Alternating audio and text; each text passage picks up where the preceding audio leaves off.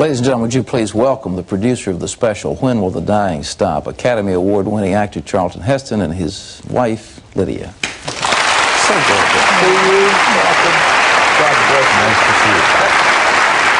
That's a simply marvelous effort. It's done something to you. You couldn't possibly touch those little children and see that suffering without it changing your life. No, you can't be there on the ground and feel the same afterwards as before. It was a profound experience both for me and I think for Lydia, of course, was along and did the still photography for that documentary. You know, I want to say something. I understand, I don't know how many couples were married on St. Patrick's Day, but apparently you were, and your anniversary was just 39 years of marriage. It must be some kind of a record here in Hollywood, and congratulations. Thank you. It's very easy, really. You just need a superb husband, and I happen to be a superb I keep telling my wife that. I don't know if she believes it or not. Very lucky girl. Very enduring.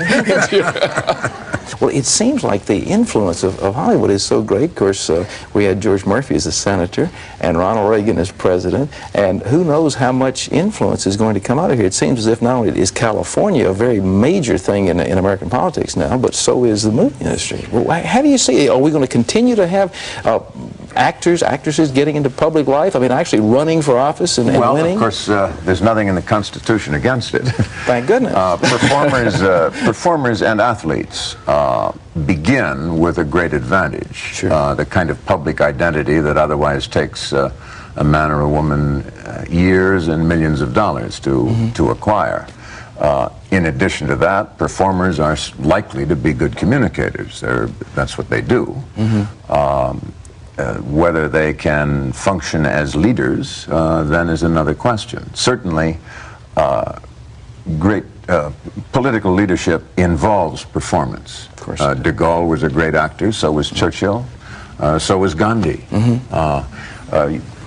Politicians don't like to be told they're good actors, but in fact, to do it well, you have to be. There's no question. Yeah. Let me ask you about the pressures out here. There are pressures, and you all seem to have maintained stability and your own sense of being that some people completely lose out in what's called Lotus Land. How do you do it? What's your secret? Besides having such an understanding, wonderful husband. I would say there are a great many other actors who seem to be able to maintain a pretty steady course. Yeah, I think that's true. I think successful marriages are not as uncommon in Lotus Land, in your phrase, as people imagine. They're just less newsworthy than failed marriages. That's it. Really, the sensational journals are portraying something that probably in many cases does not exist. I mean, they're actually telling lies about people over and over again. There's a great deal of exaggeration. Yeah. And I would say that's one of the things I've appreciated the most about being in this kind of limelight. The fact that I'm skeptical about the nasty things that are said about other people. Well, thank goodness you are. Well, I want to thank you so much for being here with us. And morning does come a bit earlier in California than it does, it seems, on the East Coast. At least on this show it does. And thank you for getting up to be here with us. I'm delighted to have the chance to borrow your audience, both that one there and the live one here in the studio. Well, God bless you both, and thank you so much. Thanks so much for having me. Appreciate it.